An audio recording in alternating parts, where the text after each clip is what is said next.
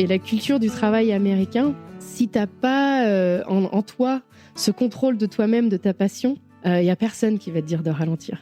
Et j'étais arrivée à un moment de ma vie où mon corps était en train de lâcher. Et puis, quand même, voir les parents, les grands-parents, ça pourrait être sympa aussi, leur redonner une vie un peu plus posée. C'est-à-dire que moi, j'ai grandi sur une ferme avec des animaux, le jardin et tout. Mais j'aime tellement la vie américaine que j'avais peur.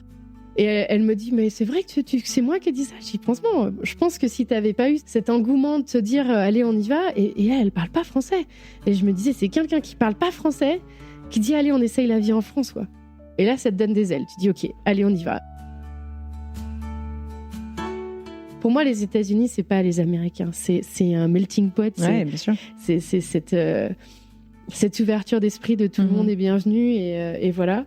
Mais aussi, je savais qu'en France, je pourrais pas construire cette vie familiale que je voulais. Ah ouais, pourquoi ? Il y avait pas la PMA. Ça fait quoi ? Ça fait 3 ans maintenant qu'il y a la PMA en France. Ouais, sinon les gens allaient en Belgique, en Espagne. En Belgique, en Espagne, voilà, c'était le don de sperme n'était pas commun. La technologie sur l'infertilité était vraiment pas très développée. Donc je savais de toute façon de mon côté, si je voulais construire ma famille, ça serait pas en France. Ouais.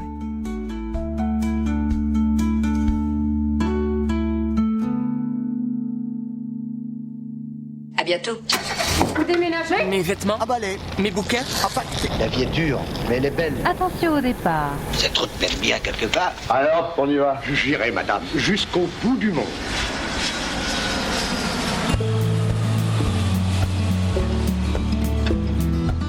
Quand Pauline rêve pour la première fois d'une famille, elle sait déjà que ça ne sera pas en France. À l'époque, la PMA n'est pas accessible pour les couples de femmes, alors elle trace sa route, là où c'est possible, aux États-Unis. Ce qui ne devait être qu'un stage devient en fait une vie de 15 ans. Des petits boulots à Austin, au road trip dans les Rocheuses, de la green card au premier pas de ses enfants, Pauline construit, pierre après pierre, sa version du rêve américain. Dans cet épisode, Pauline me raconte comment on devient franco-américaine de cœur et d'esprit, ce que ça veut dire d'élever une famille entre deux cultures et pourquoi, un jour, l'envie d'un autre rythme, d'une autre proximité, la ramènera finalement vers la France. Une conversation inspirante, pleine d'humour, de tendresse et de contrastes parfois inattendus entre deux pays et deux façons d'être au monde. Vous écoutez French Expat, un podcast de la rédaction de French Morning. Ah oui, et moi, c'est Anne-Fleur Andrelli. Allez, c'est parti!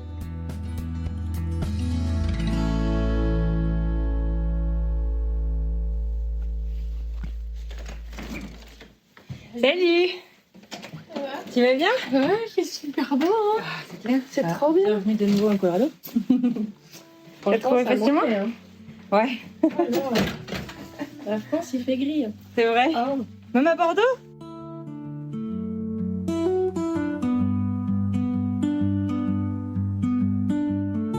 Alors, Faut que j'arrête de bouger sur ma chaise aussi, peut-être. Oh, mais t'inquiète, mets-toi à l'aise, hein, franchement. Ok, j'ai envie de c'est dire parti. let's go. Let's go. Ça fait bizarre parce que ça fait déjà plus d'1 heure qu'on parle. C'est vrai. Enfin, je pense. Ouais, si. C'est possible. Quasiment. Bienvenue de nouveau dans le Colorado. Merci.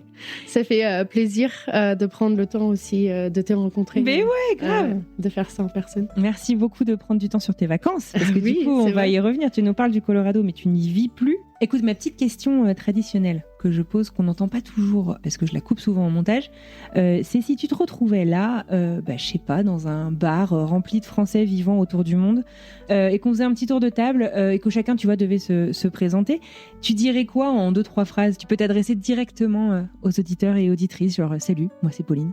Ouais, c'est vraiment marrant parce que tu vois comment je me présentais pendant les 15 dernières années et comment je me présente depuis la dernière année est différente parce que j'ai toujours été la plus américaine des Françaises dans mon groupe d'amis et voilà et je m'appelle Pauline Forgeard-Grignon, le truc le plus français du monde où il y a personne qui s'appelle comme ça autre que moi et puis dans cette dernière année j'ai pris ma nationalité américaine aussi, donc maintenant je suis franco-américaine américaine. Et en plus, avec ça, j'ai donc décidé de changer mon nom de famille avec mon nom de mariée pour avoir le même nom que ma compagne et mes enfants. Et donc maintenant, je m'appelle Pauline West. Et donc, tout le monde me dit Pauline Forgeard-Grignon West. Je dis oui, rien que ça, allez-y. Donc voilà, je suis designer, je suis photographe, je suis expat depuis 2010 à plein temps aux États-Unis. Maintenant réexpatriée. Pour moi, je considère ça une nouvelle expatriation en France. Et je suis une amoureuse de la vie, une amoureuse des gens. J'aime le voyage, j'aime les rencontres, la multiculturalité. Ça fait vraiment partie de ce qui fait qui je suis. Et le partage est une chose primordiale dans mon équilibre personnel. Voilà une jolie présentation. On parlait déjà un petit peu tout à l'heure, et puis là, tu nous expliques donc que tu vivais du coup, aux États-Unis depuis 2010. Mais tu me disais que tu as ce projet, en fait, de partir aux États-Unis depuis toute petite. Est-ce que tu sais identifier d'où ça vient, à quoi ça remonte ? Ça remonte à très, très, très loin. Ouais. En fait, mon père est ingénieur agricole, fermier aussi, mais ingénieur agricole. Et il est parti travailler en Arabie Saoudite sur une ferme avec des Américains. Et avec toi ou avec ma mère, mon frère. Okay. Donc on était tous les quatre, voilà sur. T'avais quel âge ? J'avais 3 ans et demi. Trop bien. Okay. Et donc j'ai été entourée de la musique country, de Texas. Ah oui, d'accord, l'influence américaine en elle-même, les barbecues du dimanche. Voilà, c'était sur la ferme et donc mes parents, quand on est rentré en France à cause de la guerre du Golfe. Quand on s'est installé sur notre ferme en France, en Charente-Maritime, mes parents parlaient anglais à table pour continuer à se parler sans que nous on comprenne. Mes parents faisaient pareil. Et donc voilà. Et puis mon père a toujours écouté de la musique country classique traditionnelle à la maison. On a toujours fait des barbecues. Nos amis américains de notre ferme en Arabie venaient nous rendre visite. On a toujours été en contact. À Develma en Arizona, voilà, on envoyait des cartes. On enregistrait même des cassettes audio pour qu'ils nous entendent quand on leur envoyait des... Tes premiers podcasts. Ouais, mes premiers podcasts, ouais. Et donc j'ai toujours été entourée de l'influence culturelle américaine à la maison. J'avais 12 ans, je suis partie en Grèce, à Athènes. Mon oncle était ingénieur sur un projet là-bas, et mon petit cousin était là-bas, et je suis allée les voir à Noël, et je m'entendais super bien avec mon petit cousin, et il m'a dit « Ouais, tu veux rester à l'école à l'école franco-hellénique à Athènes avec ton cousin ?» Je peux. Je dis ouais, si tu veux, on appelle ton père et tu peux. Et donc on appelle mon père, ma mère à côté qui dit ok, si tu veux. Et dans le coup j'ai fait mes valises et je suis repartie faire ma dernière moitié de 6e à Athènes. D'accord. Mais je parlais pas grec. D'accord. Et dans le coup je me suis pris d'amitié pour des Franco-américains qui étaient au lycée là-bas. Et voilà, ça a encore plus grandi cette envie-là.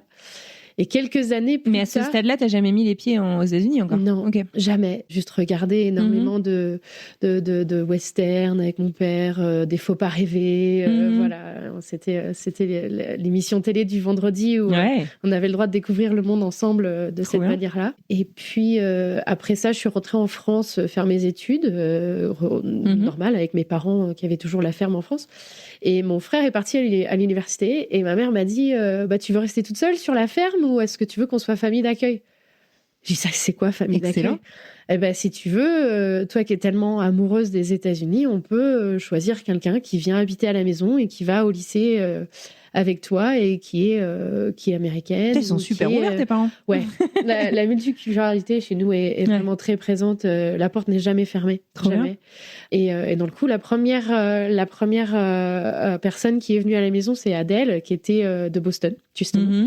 Et ça m'a vraiment aidée à vraiment avoir mon anglais courant, même s'il était déjà pas mal depuis mon expérience à Athènes. Mais d'avoir Adèle à la maison tous les jours, on n'était pas en cours ensemble, mais on était dans le même lycée. Donc c'était chouette.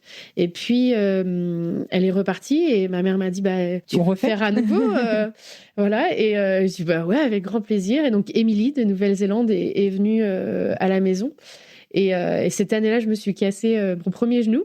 Et quand je suis partie me faire opérer, on voulait pas qu'elle reste toute seule à la maison. Voilà, mon père est sympa, mais bon, c'est pas drôle pour une ado d'être sur une ferme au milieu de nulle part toute seule. Et donc, on a trouvé une autre famille d'accueil qui avait de la place pour la recevoir pendant ce moment-là. Et elle est partie rejoindre Fanny, qui était allemande à la base. Et nous, en échange, après, plus tard, on recevait Fanny à la maison. Voilà. Et donc, on a eu une allemande après ça. Et puis, je me suis tellement pris d'amitié avec Fanny que Fanny a demandé à mes parents est-ce que je pourrais venir passer mes week-ends chez vous si je vais à l'école, dans l'école de Pauline, mais que je suis en internat? Et on a dit, bah ouais, complètement. Et donc, on est reparti pour un tour. Par contre, j'ai pas appris l'allemand. D'accord. Votre langue commune était le français, quoi. Ouais, notre langue commune était le français. Et elle parlait pas du tout français, du tout, pas un mot avant d'arriver, Fanny. Or que Adèle et Émilie parlaient un petit peu français avant d'arriver. Mais après ces années-là, mon anglais était top. On regardait les frères Scott ensemble en VO. La base. La base. Voilà. C'était top. Et c'est marrant d'ailleurs parce que il y a quelques années, ma compagne est de la côte Est et on était à Washington et je suis allée voir Adèle qui maintenant a déménagé au sud de Washington et c'était super chouette. Donc tu as gardé contact avec... On a gardé contact. Émilie maintenant habite à Londres. Elle est venue passer Noël avec nous il y a quelques années. Mes parents ont dit Pauline et Julie arrivent pour Noël. Est-ce que tu fais quelque chose pour Noël? Et dans le coup, on s'est tous rejoints chez mes parents. Trop bien. Pour un Noël. Et puis Fanny, elle fait partie de notre vie quotidienne. On se voit à chaque fois qu'on était en France. Ça faisait partie des... Elle est toujours là-bas, quoi. Elle est repartie en Allemagne. Elle est repartie en Allemagne. Elle est agence de voyage. Agent de voyage, je sais pas comment on dit. Agent de voyage.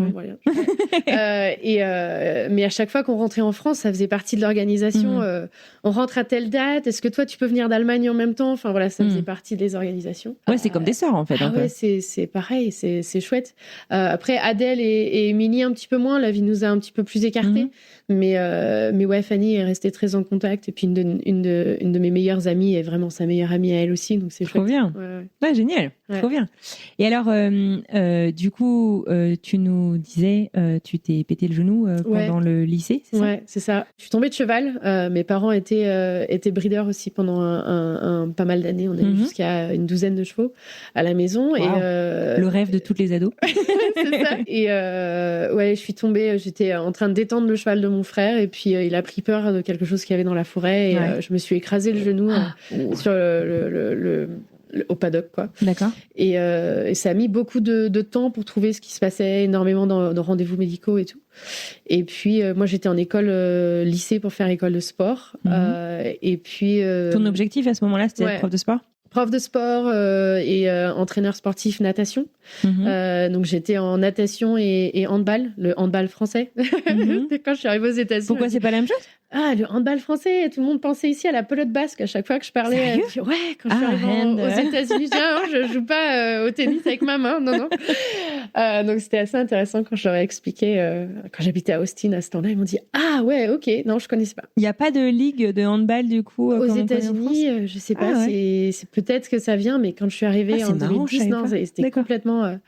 Et voilà, donc j'ai fait ça et puis en dernière année de lycée, mon deuxième genou a lâché en jouant au hand. Et là, on m'a dit, là, va falloir faire autre chose de votre vie, ça sera pas possible. Puis là, tu cherches, tu fais, mais qu'est-ce qui m'intéresse, qu'est-ce que je fais? Puis j'ai toujours été dans le commerce, j'ai toujours dit à mon père, arrête de zapper la télé quand il y a des pubs, elles sont trop belles, voilà. Ouais. Et donc là, on commence à se poser la question ensemble et ma mère me dit, mais tu fais du dessin tous les mardis, ça t'intéressait pas de faire quelque chose en rapport? Et puis, d'une histoire à une autre, on a rencontré quelqu'un d'une école de com de Nantes et voilà. Et donc, je suis rentrée dans une école de communication, publicité, design graphique sur Bordeaux, qui était à 1h30 de chez mes parents. Tout ça parce que celle-ci avait un programme Erasmus, évidemment. Qui permettait de partir à l'étranger, ce qui était ton objectif depuis le début. C'est ça, et je me disais, ils n'ont pas de lien avec les États-Unis, mais il y a Vancouver, donc ça peut le faire. Voilà, c'est anglophone, c'est près de la culture américaine. Et puis c'est littéralement à la frontière. C'est ça, exactement. Et puis les années sont passées. Pendant mon université, si c'était valide ton master, plus rapidement, on se fait tous tes stages à l'étranger. Et moi, je dis, mais oui, totalement. Et donc, mon premier stage, je l'ai fait à l'île Maurice. 2008, je suis partie à l'île Maurice bosser pour Publicis. Ok. Sympa, les destinations. Ah ouais, c'était cool. En fait, j'ai un pote qui était dans la gendarmerie et il était basé à l'île de la Réunion à ce temps-là. Il me dit, ouais, je m'ennuie et tout, viens faire ton stage à l'île de la Réunion. Et donc, je cherchais et je reçois un email qui me dit, ouais, c'est bon, on vous prend. Par contre, c'est à l'île Maurice. Et là, tu te dis, oh, mais c'est pas la bonne île, ça. Pas très très loin, mais c'est pas juste à côté, quoi. Mais c'est pas à côté. Ouais. Et puis quand on dit que c'est Publicis, c'est une des plus grosses agences, tu peux pas dire non, parce que tu te grilles. Et puis en plus, c'est une expérience de fou. T'es encore en école, voilà. Donc je suis partie, donc j'ai passé 2 jours à l'île de la Réunion à l'aller et au retour. Trop bien. Mais j'ai fait un stage d'un peu plus de 3 mois à l'île Maurice, à bosser pour Yoplait, Renault. Trop bien. C'était chouette. Trop cool. C'était vraiment une expérience qui m'a aussi fait grandir, moi, de mon côté, parce que c'est une île qui a cette fracture entre le côté touristique et le côté habitant. Ce qu'on voit pas dans les brochures, quoi. Non, exactement. Et t'as réussi justement à connecter avec les locaux Moi, j'avais trouvé une chambre étudiant dans une maison avec une dame et une autre étudiante qui était sur la côte ouest à Flic-en-Flac. Et je prenais une voiture pour traverser les champs de canne à sucre pour rejoindre mon bus pour aller au bureau. D'accord. Et dans le coup, il y avait vraiment ce côté local. On faisait des grillades ensemble. J'étais dans la cuisine avec la dame de maison qu'elle avait pour apprendre un peu ce qu'ils faisaient, les rôtis et tout. Enfin, franchement, c'était vraiment chouette. Puis après, je me suis rapprochée quand même parce que ça faisait beaucoup de transport entre la voiture, la connexion avec le bus. Donc, j'avais pris un petit appart. Ils appellent ça un appart, mais c'est une chambre dans un hôtel, en fait. D'accord. C'est comme si tu avais un internat, en fait, un peu. Ouais, d'accord. Ok. Et puis, je prenais juste le bus après ça pour aller au Un peu boulot. plus simple. mais tu recevais ton petit thé à la vanille tous les matins. Moi, ça m'hallucinait. On était à peu près 25 sur le plateau où j'étais. Et la dame de bureau connaissait tous les mugs de tout le monde. Si toi, tu prenais plus de lait, plus de sucre, machin et tout, c'était hallucinant. Ah ouais, donc bien reçu. Ah ouais, vraiment une expérience de boulot impressionnante, quoi. Être sur des tournages avec montage de crane et tout ça pour les caméras, faire les castings. Et moi, je faisais de la photo beaucoup à ce temps-là, donc je faisais beaucoup des behind the scenes sur les shoots pour pouvoir... Les photos coulisses un peu. Ouais, les photos coulisses où je préparais, j'ai préparé les artistes qui allaient parler dans les pubs pour leur faire relire leur ligne, mais je parlais pas du tout le mauricien, la langue locale avec laquelle ils faisaient les pubs. Donc il y a des fois, ça a l'air pas mal, ça marche. Attends, ta chemise, elle est pas super, mais sinon, par contre, j'ai rien compris, mais c'est pas grave. T'avais l'air de... Ouais, t'avais l'air de gérer, donc c'est cool. Mais non, c'était vraiment, vraiment chouette. Et puis, je suis repartie en France après ça, et je me suis dit, bon, est-ce que je repars à l'île Maurice? Parce qu'il m'avait proposé de revenir bosser à l'agence. Et puis c'était non, quand même mon but c'est de partir aux US, donc non. Tu gardais ça en tête, quoi. Ouais, tu restes focus sur pourquoi t'es rentré dans cette école qui en plus est une école privée, que toi tu viens d'une toute petite ville de 450 habitants, donc il y a un but, tu bosses, il y a 37 heures de cours par semaine, non, on reste focus sur le truc. Et puis je commençais un petit peu à galérer avec la culture française à l'école. Ah ouais, genre quoi? Tout le monde sort le jeudi, fait un peu trop la fête, le vendredi se pointe pas spécialement en cours. Voilà, j'avais un petit peu... Vendredi matin, il y a systématiquement l'appel. Ouais, c'est ça. Et c'était des contrôles continus et tout, donc je me disais, mais pourquoi ils font ça pour eux? Enfin, voilà, juste un contraste entre mon envie de croissance personnelle dans ma vie future professionnelle et un contraste d'école. Et donc, je me suis dit, bon, qu'est-ce que je fais pour arriver à finir mon master et pas lâcher, quoi. Ouais. Et donc je dis, attends, on avait dit que j'étais rentrée dans cette école-là pour partir à Vancouver, donc allons-y. Ouais. Et donc j'ai fait tous mes papiers et tout, et évidemment visa pas arrivé à temps, donc partie au Québec.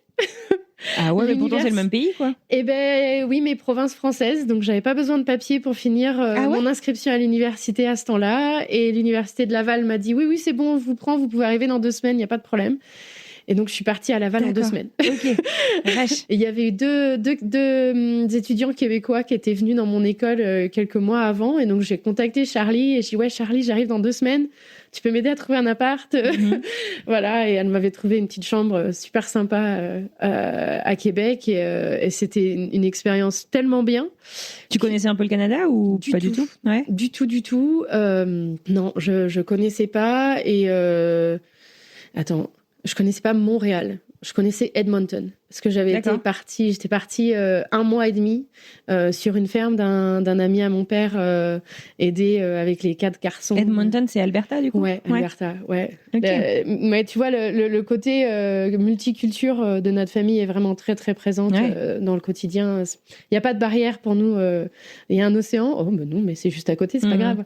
Donc un état d'esprit. Ouais, un état d'esprit qui fait partie de notre famille et de qui on est. Ouais. J'ai eu la chance, franchement, de grandir avec une famille comme ça. Et personnellement, je pense que ça vient même de plus loin de mes grands-parents, du côté de mon papa, qui a toujours été attiré par la diversité d'esprit des gens. Et qui a toujours eu des stagiaires à la ferme qui venaient... des 4 coins du monde. Ouais, des 4 coins du monde, ou même de juste à côté. La table, il y avait toujours une chaise de plus pour s'il y avait besoin. Voilà. Et puis du côté de ma maman, breton immigré, Vendée Dordogne, avec le retour de après la guerre. Et donc ce côté ouverture aussi toujours trop présent. Ouais, génial. Et donc, donc j'avais eu cette expérience du Canada, mais bon, c'était pas une expérience... de vie, c'était une expérience sur une ferme, tu vois, un peu en clos fermé. Mais partie au Canada, à Québec pour l'université. Donc là, on est quoi, en 2009? On est en 2009, ouais. Okay. Et je rencontre Steph. Je revois Charlie que j'avais vu à l'école avant. Steph, c'est qui? Une copine d'école qui devient une très, très, très bonne amie. Et puis, moi, je suis partie 6 mois au Canada et ils étaient dans ma classe. Et donc, on a tout le temps été ensemble. Et à l'université de Laval, on avait des projets où on était en classe de pub le matin de 8h à midi. Et on faisait une pause. Et après, on repartait dans la même classe de pub pour présenter le projet sur lequel on avait bossé. D'accord. Et donc, c'était toute la journée où on était vraiment ensemble, à fond sur un projet. Et donc, pour moi, j'ai vraiment vu ces 6 mois de semestre...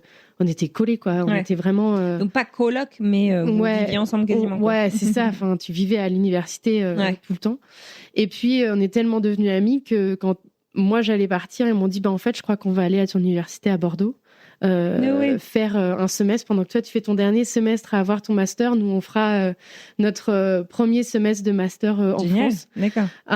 Et donc là j'appelle ma mère et je dis faut trouver un appart plus grand en fait. et voilà. Et donc c'était super chouette parce que depuis on est toujours amis et Steph va avoir un petit bébé là, dans les quelques prochaines semaines. Et Marino qui était à l'école avec moi aussi, super ami toujours. Et les premières rencontres qu'on fait à l'étranger, moi j'ai l'impression que c'est des trucs, c'est fort. C'est des gens que tu les rencontrerais chez toi, tu sais pas si ça se passerait de la même manière, mais c'est des liens, je trouve, qui restent. Je sais pas si c'est aussi le fait qu'on soit hyper jeune et peut-être, t'as l'air de dire que t'as grandi avec une grande ouverture d'esprit de toute manière, mais tu sais, le fait qu'on soit jeune, qu'on soit plein d'idéaux, qu'on soit ouvert à tout sur les rencontres. Mais moi, je sais que les gens que j'ai rencontrés la première fois que je suis partie à l'étranger, c'est des gens hyper importants pour moi encore aujourd'hui. Ouais, tout à fait. Et je trouve aussi que, moi, j'avais cette soif d'apprendre d'autres cultures. Et il y a des fois, le hasard des choses fait que tu attires la bonne personne à ce moment-là qui a envie de partager avec toi toutes ces informations-là. Et j'en suis vraiment ravie parce que aujourd'hui, ces personnes-là, elles ont construit qui je suis aujourd'hui. Et la manière dont je vais découvrir à nouveau d'autres contrées, d'autres personnes. Je suis plus attentif de certaines tournures de phrases, ou même avoir un œil un petit peu plus, je vais dire explorateur, c'est-à-dire prendre mon temps. Curieux. Ouais, mais même quand tu arrives quelque part, je vais prendre mon temps de regarder les gens, la manière dont ils sont, pour essayer de me morpher. Et non pas imposer de m'adapter, et non pas d'imposer ma manière d'être à la culture des autres. parce que tu veux pas que ça fausse en fait cette relation-là quand tu rencontres quelqu'un. Mais faut pas t'oublier non plus dans l'histoire. Non, faut pas t'oublier, mais pour apprendre qui sont vraiment ces cultures-là, il faut parfois avoir ce moment où tu prends le temps de vraiment regarder, d'écouter, pour pas imposer qui tu es envers eux, parce qu'en fait, ils seront pas eux-mêmes si toi, tu es trop présent dans cette manière-là. Et ces rencontres-là m'ont beaucoup appris et c'est assez marrant parce que quand tu parles de notre coloc à Bordeaux, donc j'étais repartie à l'université à Bordeaux avec eux, ils se souviennent toujours le jour où j'ai eu le coup de téléphone de mon père qui me dit t'as entendu la radio sur France Inter? Je dis bah non, je suis à la Baule en train de faire un photoshoot photo avec mon frère, les chevaux dans l'eau, j'ai de l'eau jusqu'au cou, j'écoute pas vraiment la radio là. Il y a quelqu'un à Austin qui cherche une graphiste française pour venir bosser dans une boîte d'immigration, mais c'est pour toi quoi. Ok, elle me dit ouais, c'est une des personnes avec qui tu avais fait un stage, à collectivité avec qui j'avais fait un stage quand j'avais 16 ans, quelques semaines, qui a pensé à toi tout de suite parce qu'elle s'est souvenue de ton rêve de partir aux États-Unis et il faut que tu trouves qui c'est qui a parlé. Et j'y sais tout ce que t'as comme info. Et je passais 3 jours à chercher sur Internet. Est-ce que c'était vraiment France Inter? Est-ce que c'était quelle radio vraiment? Alors, je me souviens plus exactement quelle radio c'était au final. Mais ouais, Vanessa avait parlé de l'entreprise Alliance Abroad. Qui est à Austin, qui est Visa Sponsor. D'accord.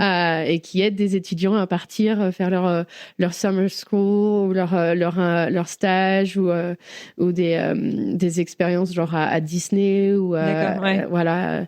Et ils les aident à trouver les emplois, un endroit où habiter et faire leur visa et tout ça. Trop bien. Et donc tu l'as contacté, enfin tu l'as retrouvé? Ah ouais, je l'ai retrouvé. Et une de ses questions, c'était mais pourquoi ce serait le job pour toi, pour plus toi que quelqu'un d'autre. Ouais. Et là, je lui dis, je pense que au téléphone, tu es la seule Française qui a des cowboy boots aux pieds et qui écoute de la country music. Ok, de la country music pop, mais qui voilà a 3 envies dans sa vie, c'est soit Denver, soit San Diego, soit Austin. Et ça faisait partie. C'était mes 3 villes sur lesquelles. Pourquoi ces 3 villes? Eh bien, le côté Austin, parce qu'il y avait un côté tech qui était en développement, mais un côté aussi super traditionnel sur comment moi j'avais grandi avec les westerns, avec les chevaux, le rodéo. Enfin voilà, donc je pensais que je trouverais cette balance entre le côté tech qui était en train de monter. Denver, parce que la seule personne de la famille que j'ai aux États-Unis était prof de français à l'université de Denver à ce temps-là. D'accord. Et puis San Diego, parce que ça, c'est tous les shows de télé, de séries qu'on a vus. Alors, c'est soit San Diego, soit LA, soit San Francisco. Mais je trouvais que San Diego était plus adapté à ma personnalité. Voilà. Et donc, cette entreprise-là était à Austin. D'accord. Et j'ai commencé à travailler en télétravail pour eux. D'accord. Au mois d'avril. Et je passais mon master au mois de juin. Ok. Et on était à ce temps-là à travailler avec Skype, qui n'avait pas de partage d'écran. Donc, je tournais mon ordinateur vers mon écran externe pour lui montrer ce que j'étais en train de faire et tout. Et donc, je bossais déjà avant même d'avoir fini mon master. Génial. Et j'attendais mon visa pour partir. D'accord. Voilà, à Austin.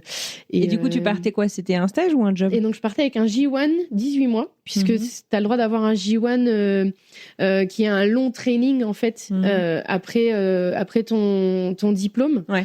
Et donc, je suis partie avec un J1. En plus, comme ils étaient Visa Sponsor J1, c'était assez facile. Et donc, j'étais responsable de faire tout le marketing et design pour l'agence de Visa Sponsor et les interviews de tests d'anglais pour les Français, pour essayer de savoir, bon alors on vous met où, dans quel job, pour être sûr que vous puissiez faire votre job et que vous avez un minimum de connaissances d'anglais pour pas vous perdre et voilà. Et donc donc je gérais des comptes pour les hôtels La Quinta aussi, à faire leur recrutement pour les La Quinta. Je suis partie au Pérou faire des tests d'anglais. Trop bien, donc une super expérience. Ouais, il y avait une 30aine de nationalités dans ce bureau à Austin et j'ai rencontré ma meilleure amie Anaïs. le premier jour, parce qu'elle D'accord. travaillait dans cette entreprise-là. Anaïs, qui est américaine et pas française, Ah, non. contrairement à ce que son nom pourrait nous faire penser. Et qui est donc du Texas. Et D'accord. vraiment super rencontre. Alors, parle-moi un peu d'Austin. Ça a été quoi parce que tu as tellement rêvé de partir aux États-Unis pendant un moment. Ça a été quoi, du coup, le reality check? Est-ce que ça a été aussi bien que ce que tu pensais? C'était très compliqué au début pour un appartement. Donc, je suis arrivée, mon entreprise m'avait mis dans un extended stay, qui est un genre d'hôtel où tu Les peux... appart-hôtels, un peu? Ouais, les appart-hôtels. Et puis, pour trouver un appart, j'étais à 7,50 $ de l'heure, le minimum salarial texan. C'est vraiment pas beaucoup. Et mon entreprise a été obligée de m'aider, de co-signer mon appart. Ouais, vache. Ah oui. Pour que je puisse avoir un appart. Donc ça, c'était un peu compliqué. Après, pareil, pour pouvoir ouvrir un compte en banque et aller acheter une voiture et voilà, toutes ces choses-là, j'ai eu la chance d'avoir pas mal des personnes qui travaillaient dans l'entreprise et qui étaient eux aussi internationaux, m'emmener à la banque pour apprendre à faire ça. Pour une voiture, j'avais vendu ma voiture à ma mère avant de partir en lui disant, bon, écoute, tu gardes ma Golf. Elle est trop bien, je te promets. Je vais aller m'acheter un Ford Explorer. Ça fait des années que j'en rêve. C'est vrai? Ouais, Un pick-up? Non, un gros Ford Explorer. Ah non, l'Explorer, c'est... le XLT, celui où tu peux mettre ton matelas gonflable derrière pour aller faire des road trips de fou. Voilà, et donc je suis allée m'acheter mon gros 4x4 américain. Ça faisait partie de cette fantaisie que j'avais dans ma tête. Voilà, de se dire, je vais faire des road trips, je vais dormir dans ma voiture pour aller voir le monde, à quoi ça ressemble. Et voilà. Et puis, je me suis installée. Tout le monde était vraiment sympa. Austin, c'est la ville de la musique. Donc, je suis arrivée, il y avait plein de festivals, puisque c'était au mois d'août. Plein de festivals à Zilko Park, gratuits. Donc, tu viens avec ton vélo et tu passes des heures à boire une bière et à écouter de la musique, bluegrass. C'était super chouette. Et des concerts à $25 de personnes qui sont hyper connues, parce que ACL et tout ça. Donc, c'était vraiment chouette. Et puis, je suis tombée amoureuse des tacos, des breakfast tacos. C'était le $1 breakfast tacos, ça passait le matin. Ça devenait obligatoire au bout d'un moment. Une institution. Ouais, c'était une institution. Il y a beaucoup de food trucks aussi. Énormément de food trucks. Ouais. Et une diversité de cultures qui, moi, m'a vraiment beaucoup appris. Parce que dans le coup, quand je suis arrivée à Austin était en plein développement en 2010. Maintenant, tu vois, il y a plein de tours, il y a plein de... Enfin, voilà, c'est une grosse ville. Moi, c'était encore vraiment en développement. Et je suis habitée dans un appart que je pouvais me payer, qui était vraiment dans un coin pas très, très bien fréquenté. D'accord. Et qui aujourd'hui est complètement développé et gentrifié. Mais ça m'a permis d'aller au supermarché, et ce supermarché-là ne parlait qu'espagnol. Et là, j'ai dit, OK, je suis venue parce que je parlais anglais. Mon espagnol est très rouillé. Mais ça nous a vraiment, moi, de mon côté, et puis même, je pense, pour mes parents, fait un... Waouh, OK, elle est partie. Là, c'est bien plus choquant comme changement de vie que ce que j'avais vécu avant. Je suis arrivée, j'avais 2 valises et un matelas gonflable percé. Et voilà, c'était vraiment à la débrouille. Et il y a des fois, mes parents me disent, mais waouh, heureusement qu'on voyait pas tout. Parce que je pense qu'on aurait pris peur. Parce que on t'aurait rapatrié. C'est ça. Exactement. Parce que j'étais quand même limite au niveau finance, c'était vraiment léger, quoi. D'accord. Parce que la ville était vraiment en expansion et les coûts de vie étaient très hauts. Mais après, les gens sont tellement adorables. C'est un peu un cliché. On parle de l'hospitalité du sud des États-Unis, que les gens sont accueillants et très avenants. C'est ce que tu as ressenti? Ah ouais, complètement. Mon appart était dans une résidence où la piscine était au milieu, à la Melrose Place, tu sais. Et dans le coup, quand tu arrives et que tu es tout seul, il y a quelqu'un qui est en train de faire son barbecue au milieu et qui dit « Hé, la française, tu viens manger un hot dog ?» Oui, j'arrive. Je savais pas que tu me connaissais, mais tu as entendu que je parlais français au téléphone, probablement. Et voilà. Et ces amis-là sont toujours des amis. C'est fou. C'est génial. C'est vraiment fou. Ils m'emmenaient partout, les festivals de musique. Ah, mais faut qu'on te fasse découvrir le barbecue et tout. Le vrai barbecue texan. Le vrai barbecue texan. C'était chouette. Et à partir flotter dans les grosses bouées, à descendre la rivière pendant 1h30. Trop bien. Ouais, vraiment une expérience géniale.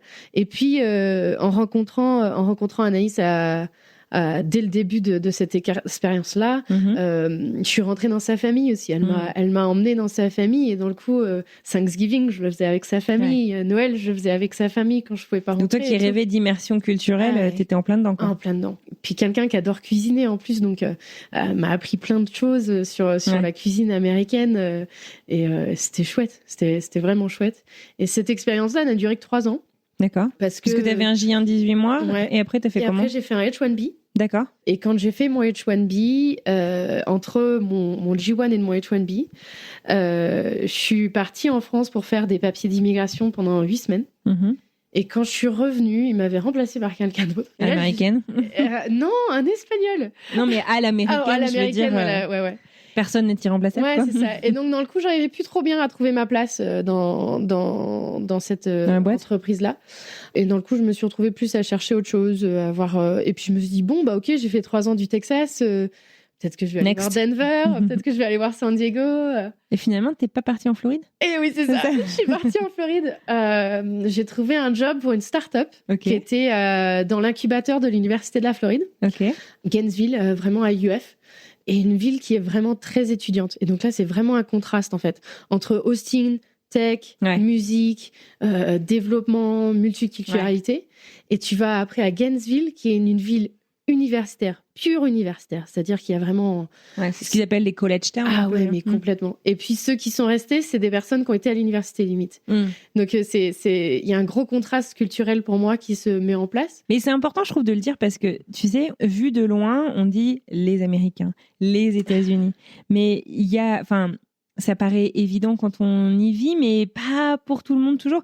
C'est pas parce que tu retrouves les mêmes chaînes de resto, de clubs de sport, de machin, qu'on est dans une culture homogène, en fait. C'est vraiment très différent d'un État à l'autre. C'est comme si tu partais à l'étranger avec, certes, l'avantage de ne pas avoir changé de téléphone ni de carte bancaire, quoi. Mais au niveau des gens, au niveau des traditions, au niveau de... même, tu vois, à Austin, tout le monde était debout jusqu'à minuit, 1h, 2h du matin. Voilà. En Floride, c'était plutôt le matin. Parce qu'il fait tellement chaud, en fait, que tout le monde sort le matin avant qu'il fasse chaud, ou que l'humidité du soir soit trop alourdante. Et donc, c'est vraiment intéressant de voir cette différence. Alourdante. Non, lourde. Tu vois, mais j'ai du mal avec le français. Ça fait pas longtemps que je reparle français. Mais c'est assez intéressant d'essayer, dans le coup, de trouver tes nouvelles marques de vie.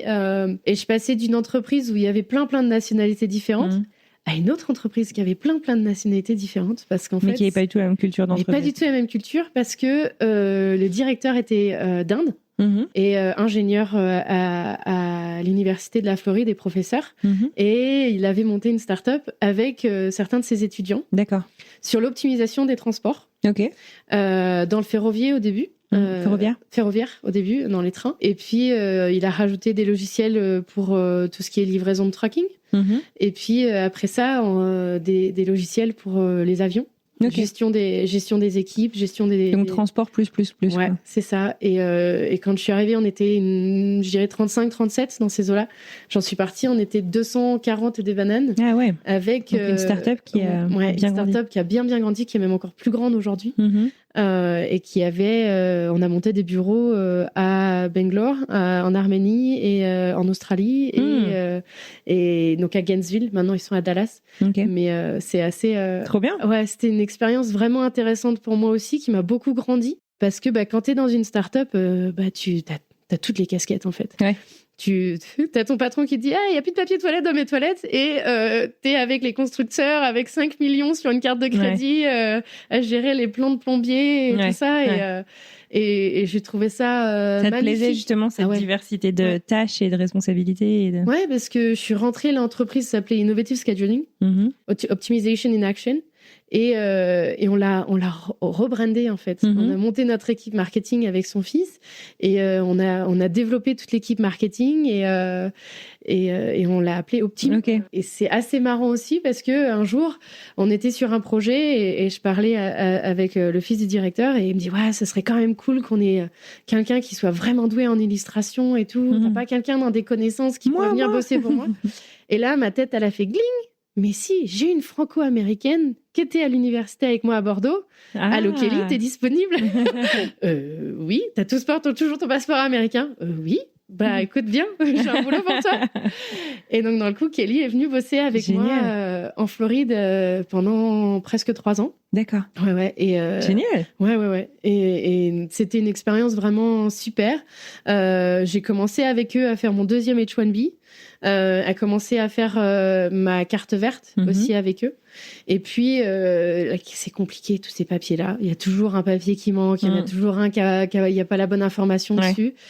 Et à ce temps-là, j'étais en train de créer ma vie personnelle aussi. J'avais rencontré quelqu'un un petit peu plus au sud de la Floride. Et je suis allée travailler à Sarasota, dans le coup. Et je suis allée habiter à Saint-Pétersbourg, à côté de Tampa. Et donc, cette carte verte-là, au final, je l'ai pas eue avec eux. J'ai fait un transfert de papier pour aller finir ma nouvelle application de carte verte avec cette entreprise-là qui s'appelait Asso Worldwide.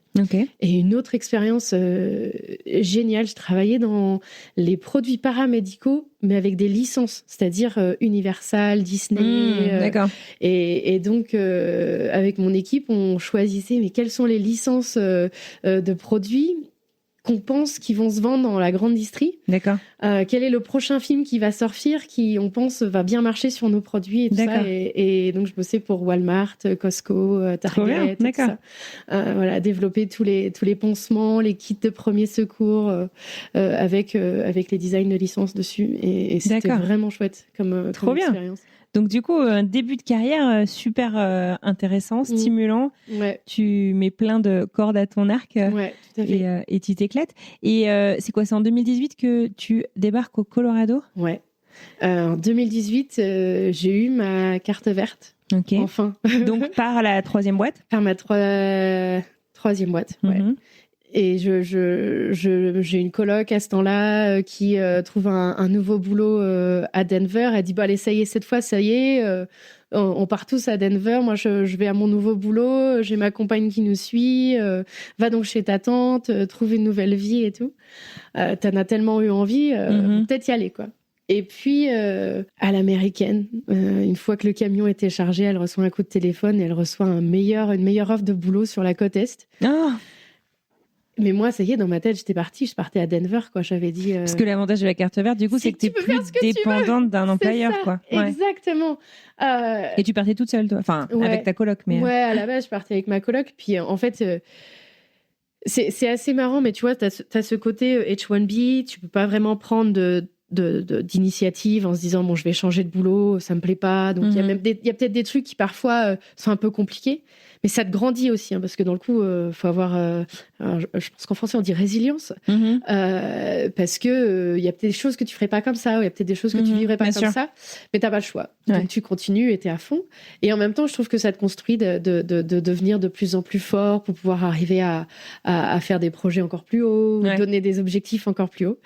Et quand j'ai eu ma carte verte, je me suis dit, maintenant, je fais quoi? Parce que je suis libre de faire ce que je veux. On me dit, viens au Colorado. En fait, c'est une grande liberté qui fait que ça donne presque le vertige, quoi. Parce que tu as suivi le process comme il fallait. Et j'avais attendu, j'avais eu des histoires aussi avec mon visa où ils avaient tellement galéré avec ce problème de carte verte entre les deux demandes de carte verte qu'il y a 2 ans, j'avais pas le droit de rentrer en France. Ah ouais, c'est chiant. J'avais une autorisation de travail, mais si je rentrais en France, je pouvais pas rentrer. Et donc j'étais pas en illégalité, mais c'est que t'attendais ta carte verte. Mais comme t'attends ta carte verte, tu peux pas sortir. T'as pas de statut. T'as pas de statut. Tu peux sortir, mais pas rentrer. Voilà, c'est ça. Tu peux pas rentrer. Et là, mentalement, c'était très très dur pour moi parce que j'ai toujours été très proche de ma famille et mon père me disait non, t'as pas bossé tant d'années pour construire cette vie que t'as tellement rêvé, tu l'attends, cette carte verte, elle va arriver, je te promets, elle va arriver. Et quand elle est arrivée en février 2018, 3 jours avant mon anniversaire. No way. Attends, c'est quand ton anniversaire? Parce qu'on est en février, là. Oui, c'est 4 février. Ok. Ouais, donc elle est arrivée le 2 février, enfin le soir du 1. D'accord. Et là, je dis, ok, ça y est, je peux faire ce que je veux, je peux bosser où je veux, voilà. Et donc, je me dis, Denver, c'est parti, on y va. Mais tu y vas avec quoi comme plan, du coup? Avec aucun plan. Ok. Le plan, c'est j'ai ma tante par mariage qui habite à Denver. Elle m'a dit, viens voir si ça te plaît. Et Donc, tu as quand même un point de chute. j'ai un point de chute. Voilà. J'ai contacté, ça s'appelait Creative Circle, je crois que ça s'appelle toujours comme ça, une agence de recruteurs dans la com qu'ils ont tout autour des États-Unis. Ok. Et ils m'avaient trouvé mon boulot à Sarasota. Ok. Et donc, je leur ai envoyé un message en disant, mais voilà, je voudrais partir à Denver. Est-ce que il y a des possibilités que vous pouvez mettre je serai à Denver le 8 juin et allons-y. Si vous avez des interviews à me faire, allons-y. Ouais. Et super, ils m'ont trouvé 3 interviews dans le coup. Trop bien. Et donc, je suis venue le 8 juin passer des interviews de boulot tout dans la même journée. Ok. Bien éreintant le truc. Quand même. Ouais, c'est ça. Mais chose assez marrante, et c'est là où ma vie sentimentale est très intéressante, c'est que ma coloc est donc partie avec sa compagne sur la côte Est, pas du tout déménagée à Denver, mais à ce temps-là, j'étais sur les applications de rencontres pour essayer de rencontrer quelqu'un et construire ma vie. Et la Floride, c'était toujours des relations assez... des personnes qui se posaient pas. Et moi, je savais très bien ce que je voulais dans la vie. Tu voulais quoi ? Je voulais faire une famille, je voulais avoir des enfants. Tu t'étais prête. Moi j'étais prête, j'étais personnellement et professionnellement posée, voilà. Et ma coloc m'avait dit non mais tu rencontres plus personne en Floride, on part à Denver, la prochaine personne que tu rencontres c'est à Denver. Et donc elle m'avait changé mon application pour Denver. Ah oui c'est vrai. Et moi j'avais complètement zappé, elles sont parties, voilà bon. Et 2 jours après je reçois un message de Julie qui est aujourd'hui ma femme, excellent. qui me dit salut, on est toutes les 2 designers, ça te dit d'aller boire un café? Et je dis bah oui, mais alors je suis pas encore à Denver. Et on a parlé pendant des mois et des mois sur internet. Avant de vous rencontrer? Ouais, elle est venue en Floride au mois d'avril pour une conférence. Okay. On s'est rencontrés, ça a tout de suite super bien collé. Et le 8 juin, quand je suis venue passer mes interviews de boulot, on savait que c'était c'était sérieux quoi. Ah ouais, que c'était sérieux, ouais. Ah, c'est dingue. Et dans le coup, je suis jamais repartie. D'accord. J'ai chopé mon boulot et je suis jamais repartie. Génial.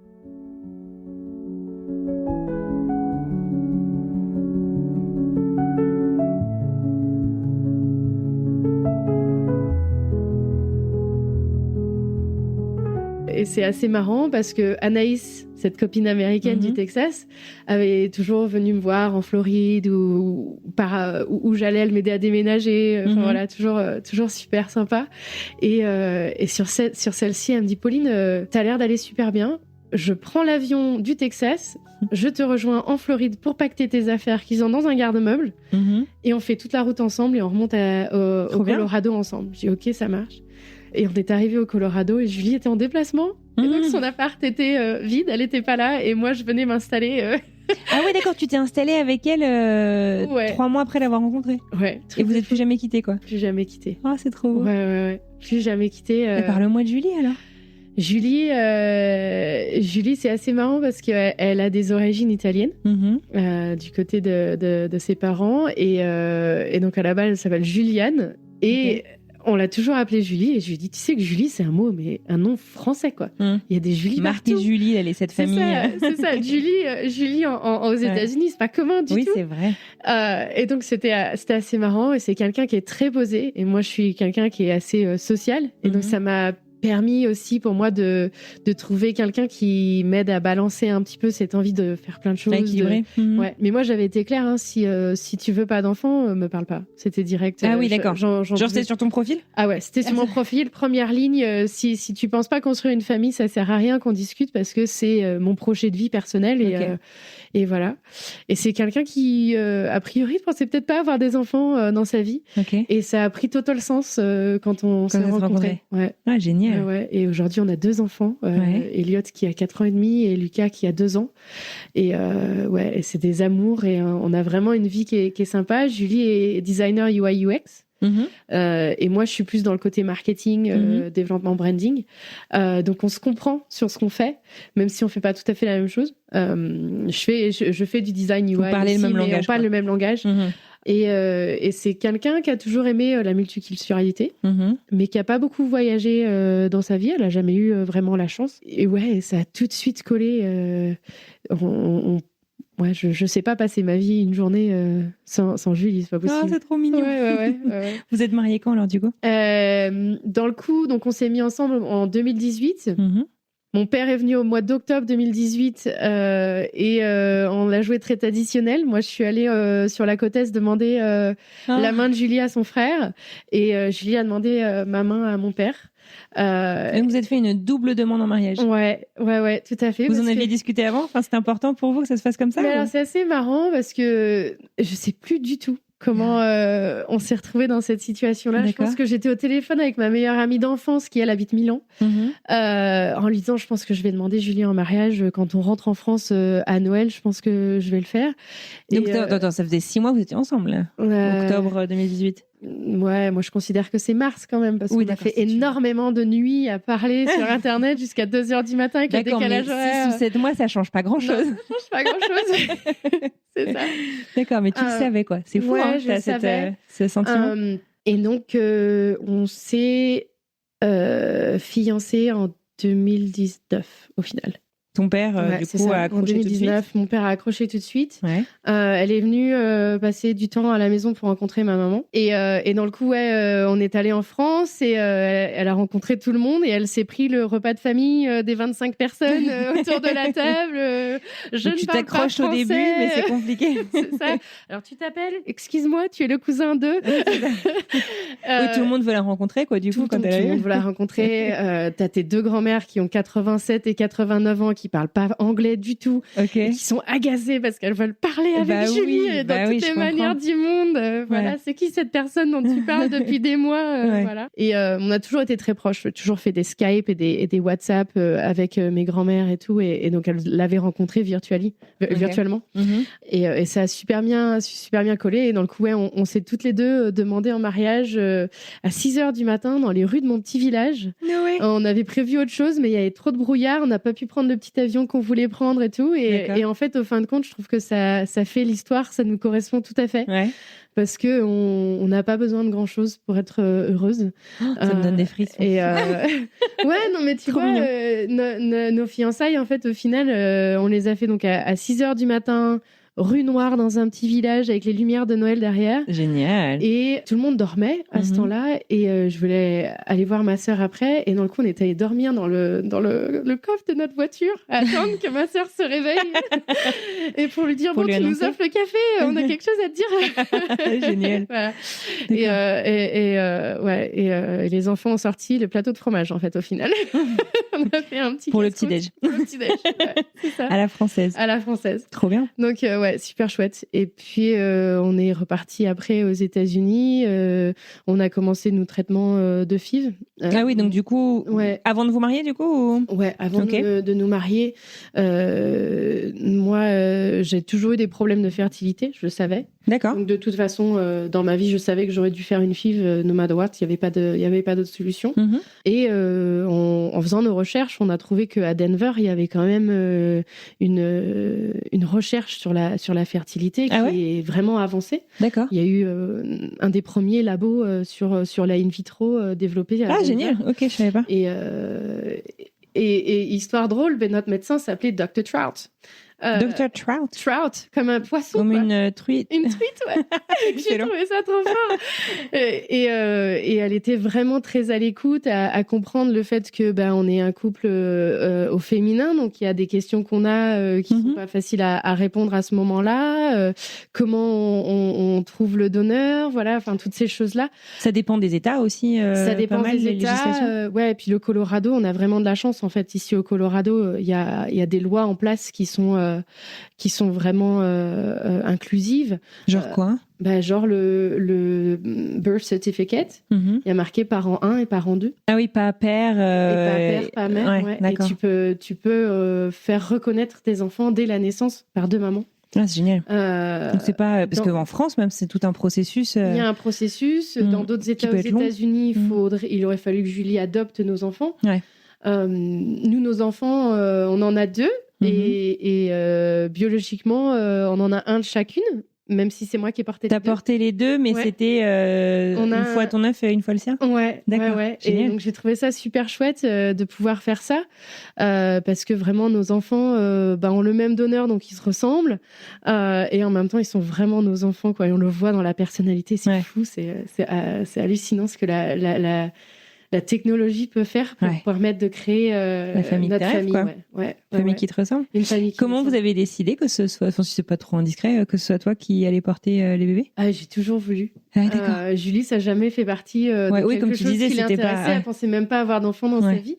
Et donc, dans le coup, pour elle, ça avait du sens. C'était naturellement. Et puis, pour moi, c'était complètement naturel. C'était quelque chose dont j'avais, je dirais même besoin pour comprendre. Après, j'avais fait mon chemin dans ma tête. Si ça marchait pas, que j'avais été OK de faire du fostering et d'adopter. Voilà, D'accord. Fostering, c'est maison d'accueil? Maison d'accueil. Enfin, famille d'accueil, pardon. Famille d'accueil pour adopter au final. Mm-hmm. Mais tu voulais tenter la voie biologique d'abord, quoi. Bien sûr. Et alors, le mariage, il arrive quand, alors? Entre les deux bébés? Et le mariage, il arrive juste avant le premier. D'accord. Il arrive juin 2020. Attends, c'est ça? Juin 2020? Ouais, c'est ça, je crois. J'ai un gros blanc. Non, c'est pas possible. Juin 2019. On s'est fiancés en 2018. On s'est mariés en 2019. Et on a eu Elliot en 2020. Ouais, c'est ça. Ah ouais. Okay. Ouais, on était rapide. Ouais. Action. Tu vois, maintenant que j'y pense, on s'est fiancés en 2018. Ça faisait même pas un an qu'on était ensemble. Waouh. Trop bien. Quand tu sais, tu sais. Bah oui, non, mais c'est clair. Hein. C'est ça. C'est fou. Ouais, on s'est mariés avant la naissance du premier pour qu'elle ait tous les droits. Ah oui. Mais aussi pour ma propre sécurité. Genre, si quelque chose se passe pendant la grossesse, qu'elle ait des droits sur moi pour ma santé. D'accord. Parce que le fait d'être compagne, elle peut pas prendre de décision pour toi si tu n'es pas capable de le faire. Les parents étant loin, voilà, c'est pas le truc. Il y a une hémorragie, qu'est-ce que je fais? Enfin, tu vois, là, elle avait tous les droits et ça, c'était important pour nous qu'elle puisse prendre des décisions s'il y avait besoin. Et puis surtout avec la naissance, dans le coup sur le certificat de naissance, elle pouvait mettre son nom aussi sur nos enfants et ça, pour moi, ça avait tout un sens. Dans le coup, comme les enfants, ça coûte un peu cher à faire. Le mariage, il s'est fait au centre de Denver. Au comptoir, toutes les deux, on avait quand même mis une belle robe, mais voilà, plus tard, on sait qu'on fera un beau mariage avec toutes nos familles et tout ça, mais la priorité pour nous, c'était de construire une famille et après, on fera la fête. Parce que pour nous aussi, un mariage, c'est la célébration d'une famille réussie. Et donc... pourquoi pas inclure les enfants dedans? Exactement, ouais. Et quand tu dis que ça coûte cher, tu te souviens de les FIV? Parce qu'en plus, il y a les traitements. Après, la FIV prend pas à chaque cycle. Enfin, ça dépend. Je sais pas comment ça s'est passé pour vous. Ouais. Donc, tu as aussi acheté ton sperme. Le donneur. Ouais, le donneur. Nous, on était à $800 la paillette. La vache. Ouais. Après, le traitement, on était à 17 000. Par enfant, du coup. Donc, on a fait une extraction pour moi, une extraction pour elle. Et donc, tu as tout. Donc, 17 000, pas chacune. Si. Oh la vache, d'accord. Et pour avoir les médicaments aussi, on a à peu près pour 7 000 de médicaments pour les injections. Et ça, les assurances, je sais que ça dépend des États, ça dépend de plein de choses. Fait, vous avez eu un peu d'aide? Des entreprises. Oui, c'est vrai. Et nous, à ce temps-là, nos entreprises ne couvraient pas. D'accord, vous avez tout fait de votre poche. On a tout fait de notre poche. Vache. Ouais. Et donc, on a fait l'extraction. On a toutes les deux eu des embryons qui étaient viables avec un niveau on appelle ça un niveau de qualité différent. Mais on savait qu'on avait à peu près 4 ou 5 qui étaient de qualité suffisante pour que ça marche de son côté et du mien. Et donc, on a fait la première insémination et ça a marché tout de suite pour le premier. Donc ça, c'était chouette. À part insémination... Oui, bah si. Insémination parce qu'en fait, on a fait une extraction. Ils ont fait les embryons. Ils les ont congelés. Pour tester la viabilité, il faut rester 5 jours en labo, machin et tout ça. Et puis, moi, j'ai fait un staff. Je me suis pris une infection dans l'œil à l'hôpital. Et dans le coup, il y a des fois où on te fait l'insémination en direct, quoi, 3-4 jours après, quand on voit que c'est viable, sans geler l'embryon. Et là, vu que tu as besoin d'antibio, de trucs comme ça. Sous antibio, donc dans le coup, on a pris notre temps de se remettre sur pied. Et puis, première insémination, et ça a marché pour Elliot tout de suite. Donc ça, c'était chouette. Donc c'est un bébé du Covid. Ouais. Et là, tu arrives au mois de juin 2020 et tu te dis, OK, on habite dans un appart une chambre. Le lit rentre dans le walk-in closet, mais c'est peut-être pas la meilleure idée pour construire une famille. Mais ça faisait déjà quelques mois qu'on cherchait une maison et on galérait. Et on a été chanceux avec le Covid, en fait, comme le marché s'est fermé pendant quelques semaines, je sais pas si tu te souviens, ils ont fermé l'autorisation de vendre ou d'acheter des maisons.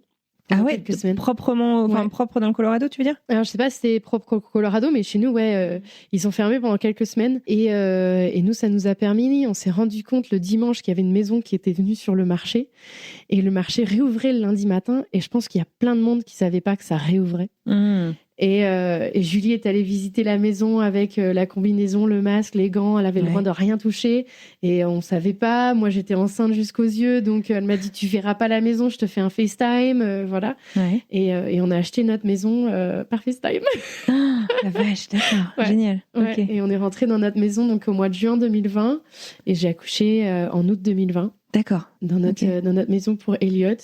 Génial. Et puis après, on s'est dit, OK, qu'est-ce qu'on fait? Moi, je veux pas trop attendre parce que les années passent, j'ai 35 ans. Ça coûte aussi de garder les embryons au congélateur. C'est $700 par an. D'accord. Donc, c'est aussi un investissement. Et puis, on se dit, allez, c'est parti, on fait le deuxième. T'as attendu combien de temps, du coup? 1 an et demi. D'accord. Donc, il était vraiment pas vieux. Ouais. Il était vraiment pas vieux. Et puis, la deuxième insémination, j'ai fait une fausse couche. Ça n'a pas tenu. Mais je sais pas pourquoi. En fait, ils te montrent l'embryon sur une télé quand ils font l'insémination. Et quand je l'ai vu, j'ai dit, tiens, il est pas pareil. Celui d'Elliot, il est pas développé pareil. Il est pas aussi rempli à la membrane qu'était l'autre et tout ça. Et je sais pas, j'ai eu je sais pas si ça va marcher. Ouais, tu l'as senti, c'est ouf. Je l'ai senti. Ouais. Et quelques semaines après, on a vu la nouvelle que ça n'avait pas marché. D'accord. Et notre médecin nous dit, Pauline, t'es déjà boostée aux hormones. Perso, allons-y, on recommence. D'accord. Et donc, on a recommencé tout de suite au cycle d'après. D'accord. Et là, Lucas s'est accroché. S'est accroché. Ouais. C'est vraiment la personnalité qui lui... C'est vrai. Et donc, il est arrivé en décembre 2022. Ce que j'ai vraiment adoré, c'est que le milieu médical ici, tu peux vraiment choisir avec qui tu fais tes enfants, avec où tu vas aller accoucher, tu fais tes visites d'hôpitaux et tout ça. Et mon médecin qui nous avait suivis pendant ces 4 ans de création, alors Dr. Trout à l'hôpital de fertilité, puis après tu vas... Ah oui, après t'es suivi par le gynéco. Ouais, par gynéco, mais mon gynéco était sa stagiaire. Quand elle était à l'école, d'accord. Elle nous a envoyés là-bas et Dr Fontenot est devenue une amie, vraiment. Parce que quand tu es dans un processus comme ça, le rollercoaster des émotions est très haut et c'est un investissement financier aussi. Et puis, on avait, nous, décidé qu'on le ferait vraiment à 2, donc... Moi, j'étais en rollercoaster émotionnel. Julie aussi, puisqu'elle avait fait l'extraction avec moi et c'est elle qui me faisait mes shots et tout ça. Et cette personne-là, j'ai eu la chance d'avoir le même docteur qui a donné naissance à mes 2 enfants. Génial. Parce que le 19 décembre, je dis il y a mes parents qui arrivent, va falloir qu'il y ait quelqu'un qui aille les chercher à l'aéroport parce que moi je vais accoucher en fait là. Et puis en fait non. On est revenu à la maison, j'ai pas accouché un 19 décembre. D'accord. Et mon docteur me dit je suis à nouveau de garde le 26 décembre, ça te va? Je dis allons-y, c'est parti, c'est l'anniversaire de ma mère, elle sera super contente. Il faut que ça tienne d'ici là. Et voilà. Et donc j'ai accouché un 26 décembre, le jour de l'anniversaire de ma mère, et elle était là aussi. Et donc c'est devenu maintenant une date vraiment très importante dans notre famille. Parce que mon fils a eu 1 an le jour des 60 ans de ma maman. Wow. Et donc, on a vraiment fait la fête tous ensemble par rapport à ça, parce que c'est pour moi la réussite d'un chapitre de vie aux États-Unis, parce que j'ai vraiment toujours voulu construire cette vie aux États-Unis avec cette différence culturelle, avec cette croissance culturelle aussi. Parce qu'il y a, pour moi, les États-Unis, c'est pas les Américains. C'est un melting pot. Ouais, bien sûr. C'est cette ouverture d'esprit de tout le monde est bienvenue. Et voilà. Mais aussi, je savais qu'en France, je pourrais pas construire cette vie familiale que je voulais. Ah ouais, pourquoi? Il n'y avait pas la PMA. Ça fait quoi? Ça fait 3 ans maintenant qu'il y a la PMA. Sinon les gens allaient en Belgique, en Espagne. En Espagne, voilà, c'était le don de sperme n'était pas commun. La technologie sur l'infertilité était vraiment pas très développée. Donc je savais de toute façon de mon côté, si je voulais construire ma famille, ça se ferait pas en France. Et donc, ça a vraiment consolidé. J'ai vraiment réussi. Ton attachement aussi. Mon attachement, mon rêve américain. Ton rêve américain, c'était de devenir maman et de construire ta famille. Ouais, et de développer mon côté carrière dans la com. Parce que la com aux États-Unis, c'est les grands budgets, c'est chouette. Et là, ça a vraiment scellé ce côté rêve américain de différences culturelles, de melting pot. Ma compagne étant aussi un peu italienne aussi du côté de ses grands-parents, j'ai trouvé que c'était vraiment un cercle complet et les choses se font très bien parfois. C'est génial. Ouais. Bah, félicitations. Mais alors du coup, moi je vois ton amour des États-Unis, mais aujourd'hui tu es en vacances à Denver, tu vis à Bordeaux. Comment est-ce que la décision alors je sais que tu dis pas rentrer, mais donc de partir vivre en France, comment est-ce que c'est arrivé? Eh ben, quand tu as 2 enfants et que tu habites au milieu des États-Unis, qu'il y a 8 heures de décalage horaire, que tes parents habitent dans un petit village de 450 habitants paumé au milieu de la Charente-Maritime, et qu'il faut à peu près 30 heures porte à porte, ça devient compliqué. Même si ma super amie Anaïs du Texas, qui m'a aidé à déménager au Colorado, s'est installée au Colorado. Dans ta rue, c'est ça? Pas très loin, elle est vraiment pas loin. Ça fait pas tout. Ma relation avec mes grands-parents était toujours très très fusionnelle. Avec le décalage horaire, je faisais la route tous les jours au téléphone avec eux. Et puis les années ont passé et malheureusement ils sont partis. Et je me disais moi j'ai vraiment eu la chance de grandir avec des grands-parents extrêmement présents dans ma vie et je voulais offrir ça à mes enfants et ma compagne aussi. Et c'est ma compagne qui on en avait parlé quand on s'était rencontrés. Peut-être quand les enfants auront 15 ans, on ira faire l'université en France parce que ça coûte moins cher et on a payé tellement pour les faire ici. Et donc on s'est dit on ira quand les parents seront plus âgés, s'occuper d'eux et tout ça. Et puis moi j'ai adoré mon boulot, mais je suis tellement passionnée par mon boulot que mon boulot était en train de me manger en fait. Et la culture du travail américain, si t'as pas en toi ce contrôle de toi-même, de ta passion, il y a personne qui va te dire de ralentir. C'est clair. Et j'étais arrivée à un moment de ma vie où mon corps était en train de lâcher. Je m'étais cassé le bras pendant la grossesse de Lucas. Voilà, c'était vraiment à la limite. Je faisais des tachycardies à 120. Et je lui ai dit peut-être que, comme en France, il y a une loi qui dit qu'à partir de 18h le soir, tu n'es pas censé répondre à un email ou un coup de téléphone, ça t'aiderait à contrôler ta passion. Je dis c'est vrai. Et puis quand même voir les parents et les grands-parents, ça pourrait être sympa aussi, leur redonner une vie un peu plus posée. C'est-à-dire que moi j'ai grandi sur une ferme avec des animaux, le jardin et tout. Aux États-Unis, on est quand même sur un côté un petit peu plus matérialistique, toujours envie du truc de plus, de la technologie de plus. La voiture est jamais la bonne, même si on l'a achetée il y a 1 an avant et on voit quelque chose de plus bruyant et tout. Et je me dis ça me permettrait peut-être de ralentir. Mais j'aime tellement la vie américaine que j'avais peur. C'est elle qui a dit allez on y va, allez on essaye. Et elle me dit mais c'est vrai que c'est moi qui ai dit ça. Je dis franchement je pense que si t'avais pas eu cet engouement de te dire allez on y va et elle parle pas français et je me disais c'est quelqu'un qui parle pas français qui dit allez on essaye la vie en France quoi.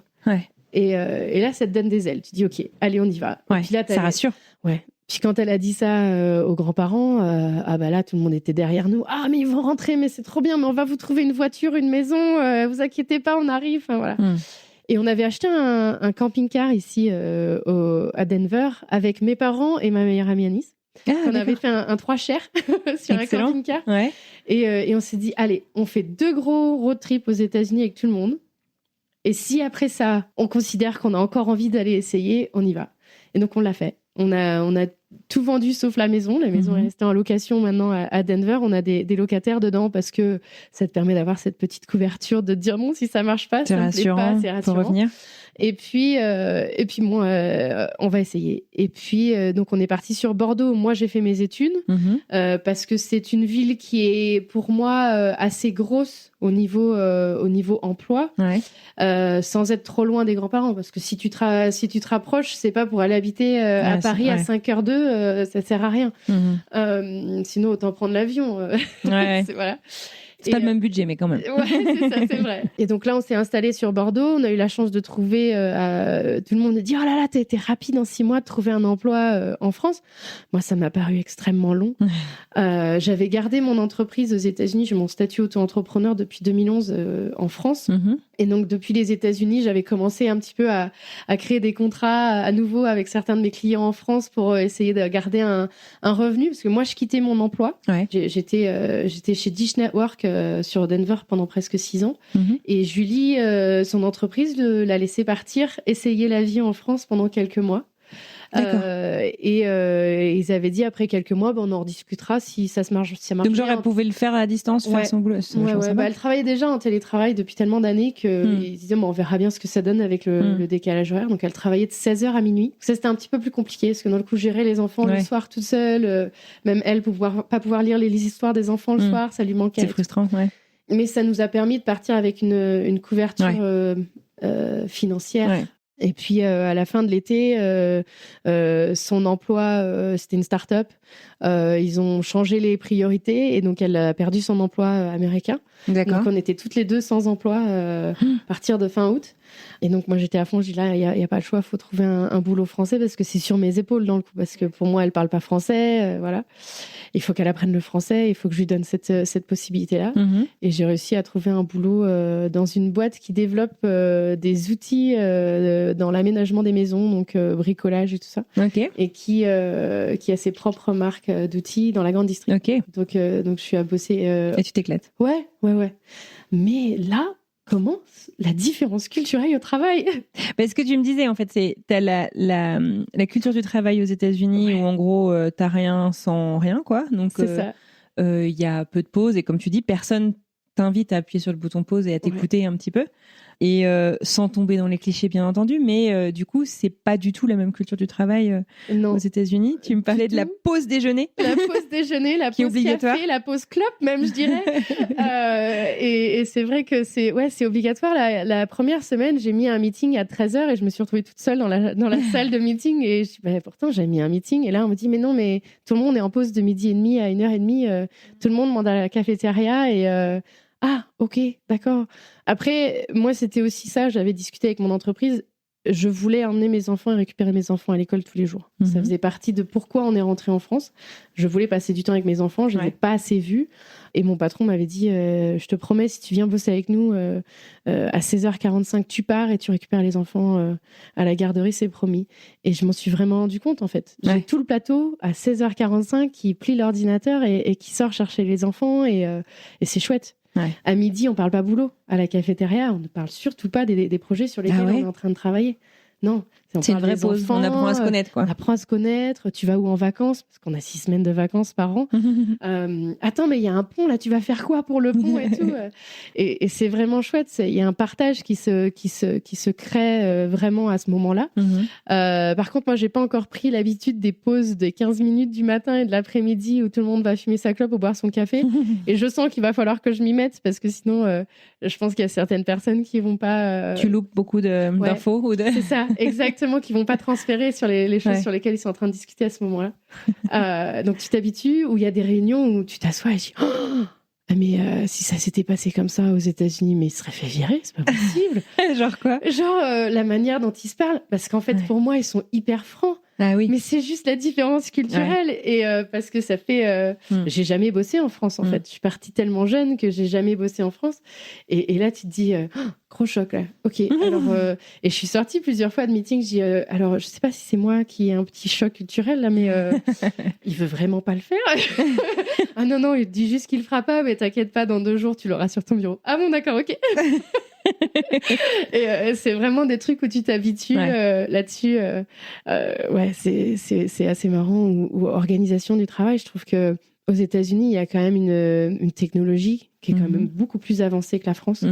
Sur quoi? Sur l'adoption des technologies au quotidien, au boulot? Alors, je sais aussi que je suis dans une industrie qui est un petit peu plus terre à terre. Je veux dire, la construction, ils sont sur le terrain, les clients prioritairement. Mais faire de la gestion de projet au tableau Excel, j'ai pas trop l'habitude, quoi. Ah oui. Aux États-Unis, t'as des logiciels, t'as du AI, t'as du project manager, voilà. Et donc là, je suis en train de mettre tout ça en place en fait dans mes équipes parce que quand je leur en parle, ils me disent mais c'est trop bien. Tu sais, ça fait 6 ans que je travaille avec ce logiciel-là. Voilà. Et donc là, tu te dis, je sais pas si c'est mon entreprise elle-même qui a ce retard-là ou. Mais c'est cool, remarque par contre qu'ils y soient ouverts, tu vois, parce que tu peux aussi avoir la résistance au changement et dire, bah écoute, toi l'américaine, t'es gentille, mais nous on fait pas comme ça, quoi. Tu vois. Non, je pense que ça a vraiment été pourquoi ils m'ont choisi aussi. Ouais. C'est assez marrant parce que je suis venue pour bosser en tant que juste designer parce que je voulais ralentir et donc je me suis dit ok, je serai pas directeur d'équipe, je serai plus manager, je serai plus RH, je serai plus voilà, je vais faire de individual contributor comme on dit et comme ça je rentre à la maison, j'ai la tête vide, je m'occupe de mes enfants et c'est vraiment tu rentres pas avec ton boulot quoi. Ouais, c'est ça. Et en fait ils m'ont rappelé 15 jours après en me disant bah en fait vous nous avez vraiment vendu le truc et on va monter une équipe et on a créé un poste et vous allez être la directrice du poste. Ok, d'accord. Bon. Ouais, mais c'est super intéressant, donc ok. Mais, et puis il y a l'air d'avoir un équilibre vie pro, vie perso qui est différent. Et ils m'ont promis que je rentrais ce soir sans me prendre la tête et que je partais aux États-Unis en vacances quand je voulais. Et voilà, donc il y a une culture et un rapport à la famille qui est vraiment très présente. Et je trouve que ça, aux États-Unis, c'est en fonction de l'entreprise dans laquelle tu es. Je pense qu'en France aussi, c'est comme ça, mais il y a un petit peu plus de lois en France sur la limitation du travail. Les 39 heures, par exemple, même en tant que cadre, moi, j'ai un contrat cadre à pas plus de 39 heures. Ouais. Donc, c'est un côté rassurant pour pas se faire dépasser par sa passion, en fait. Parce que quand tu aimes vraiment ce que tu fais, bah... c'est le danger. C'est le danger. Ouais. Voilà.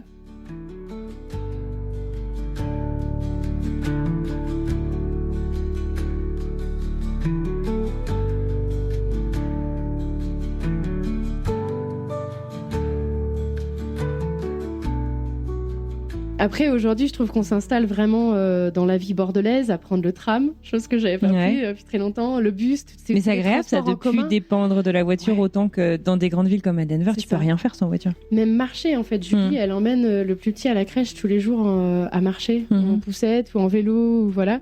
Et là, tu te retrouves à avoir un rapport à la vie un tout petit peu plus simple. Et puis, tous les 2 week-ends, on est sur la ferme des parents à jouer avec les poules, même si j'avais des poules à Denver, là, ils en ont 8, 10. Les enfants sont dans la gadoue, voilà, il y a un côté que moi j'ai grandi avec. Tu peux leur transmettre ça et on demande pas la télé tous les 4 matins. Voilà, moi on essaye très rarement d'avoir la télé à la maison et dans le coup d'avoir cet environnement là autour de nous, ils la demandent même pas en fait. Et ça, tu te rends compte que les livres, les puzzles, jouer avec un bâton, c'est tellement plus intéressant. Et c'est vraiment marrant parce que, au Colorado, on a quand même un rapport avec la nature qui est très présente. Mais je me suis rendu compte que moi, je me suis fait absorber par ma carrière, en fait. Et je prenais pas assez le temps de partir. Après, le Colorado, c'est l'État où le monde entier a envie de venir en vacances. C'est vrai. Et donc, toi, tu veux partir en week-end, si t'as pas organisé ton week-end 6 mois avant pour aller au camping, tu peux pas être aussi spontané. Alors, oui, il y a des coins, mais c'est pas aussi facile c'est vrai. qu'en France. Mais même partir skier. C'est pas loin, mais t'as quand même la terre entière qui essaye de rentrer sur la 70, qui est l'autoroute qui quitte Denver pour aller dans les Rocheuses. C'est ça. Le samedi matin. 4 heures de bouchon. Moi, le samedi matin, on part à 5h30 quand on va skier et les sièges ouvrent à 8h30 et il y a qu'1 heure de route. Mais c'est pour pas passer 3 heures dans la voiture. C'est ça. Ouais, c'est ça qui est fou.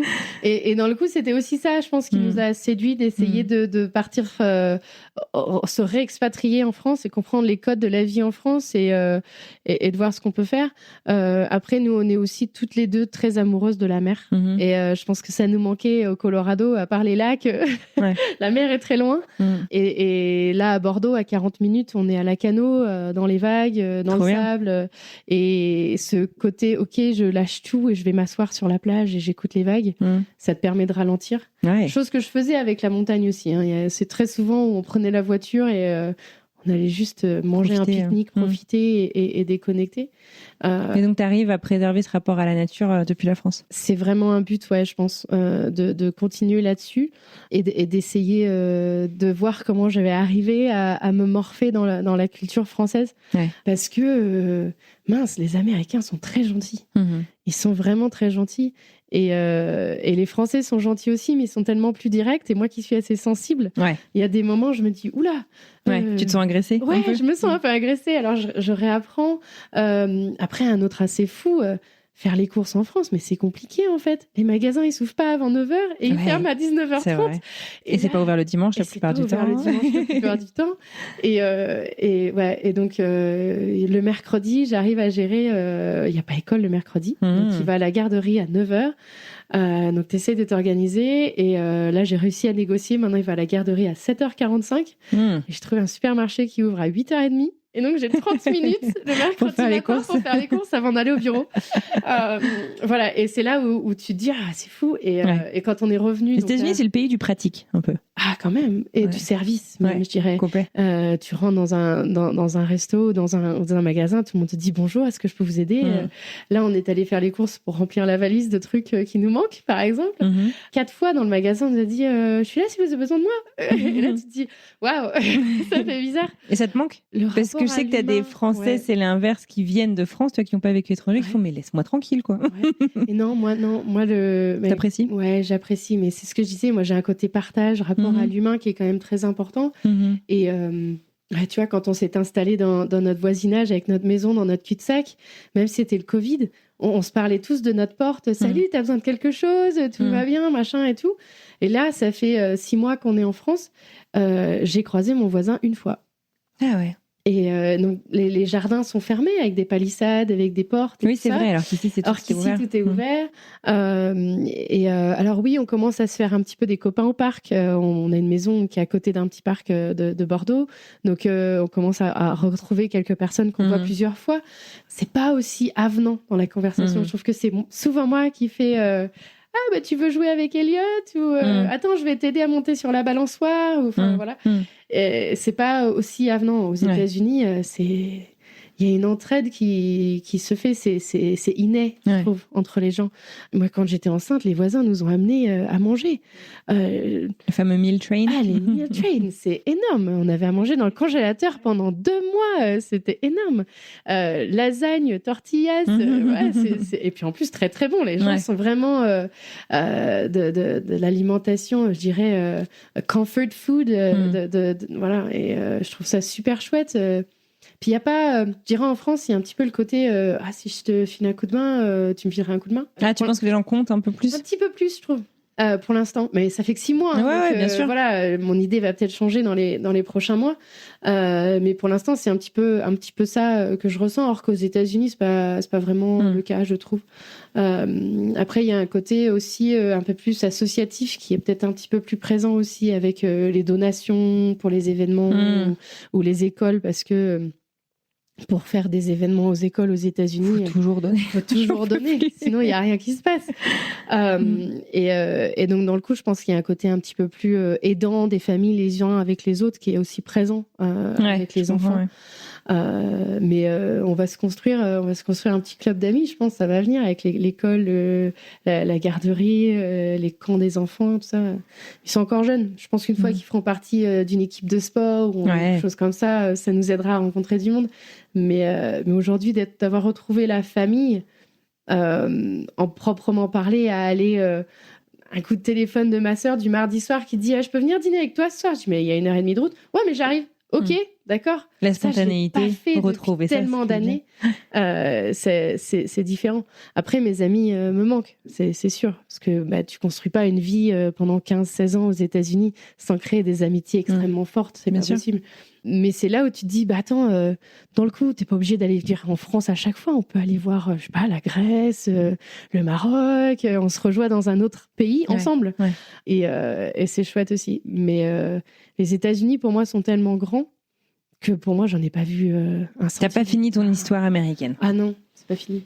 Faudra continuer d'une manière ou d'une autre. Je sais pas si ce sera une organisation de vacances chaque été où on prend un mois et on va voir tout le monde et en même temps on se fait un petit tour, ou si je reviendrai plus tard quand les enfants auront grandi, ou est-ce que les enfants, eux, vont avoir envie en fait d'aller à l'université aux États-Unis en disant l'université française, excuse-moi, mais c'est pas la même chose. Donc voilà, c'est des choses où là tu te dis, maintenant que j'ai ma double nationalité, que les enfants ont la double nationalité, t'as pas besoin de décider tout de suite. Tu laisses faire la vie, tu découvres les gens, tu vides tes expériences et tu te nourris de tout. Si ça te plaît pas, t'essayes autre chose. Mais pour moi, il faut continuer à nourrir ces relations qu'on crée en fonction des endroits où on est, des années qu'on partage, même si on se voit pas. Il y a des personnes que j'ai pas vues depuis 2009, avec qui on parle toujours, et c'est toujours aussi fort. Et là, d'être partie des États-Unis au mois de juin, première semaine de juin, c'était le plus long que j'étais partie en 16 ans aux États-Unis. Et j'avais peur d'avoir un petit choc à revenir, d'être très émotionnelle. Mais j'ai retrouvé mes amis comme si je les avais vus hier, en fait. Et c'est là ça la où force dis, en fait, ça a une des force. liens. C'est magnifique. Et je me dis, ça peut continuer, que je revienne ou que je revienne pas tout de suite. Je perdrai pas ce que j'ai construit pendant ces longues années.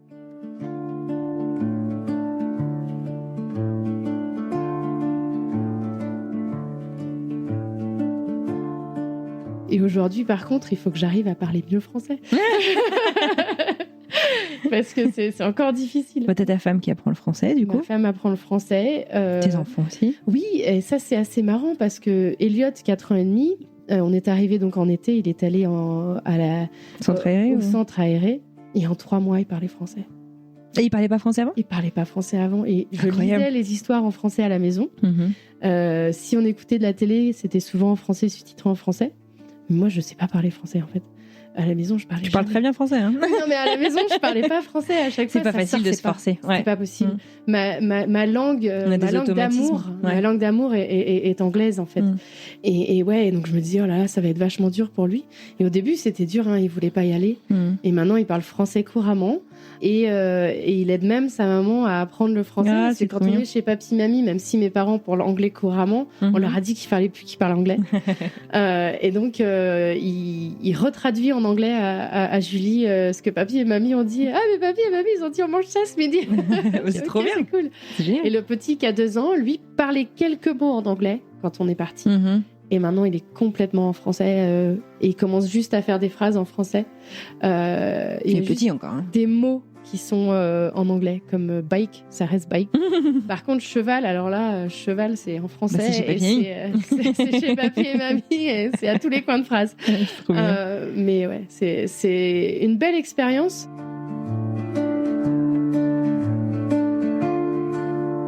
Si j'ai passé toutes ces épreuves, ça veut dire que ça vaut vraiment le coup d'essayer.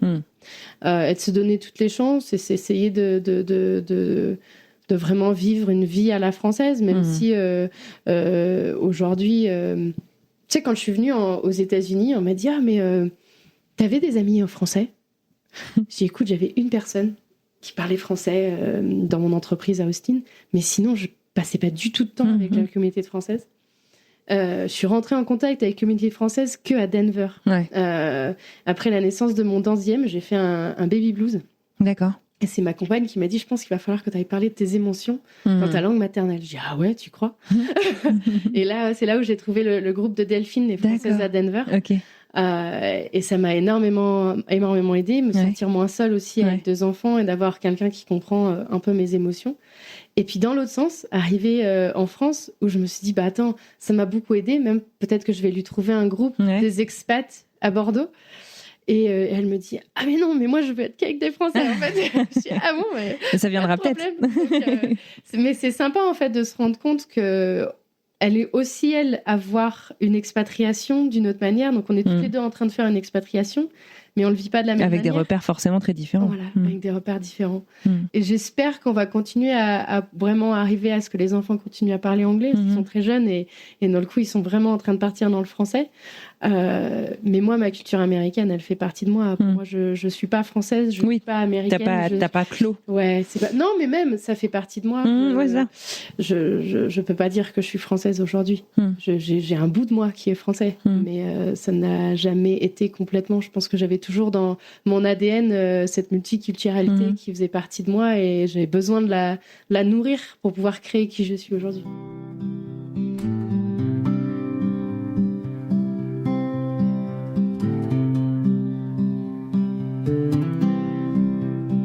Si tu pouvais revenir en arrière, pas forcément pour changer quelque chose, mais si tu pouvais revenir en arrière et te chuchoter un petit truc au creux de l'oreille, tu reviendrais quand et tu te dirais quoi?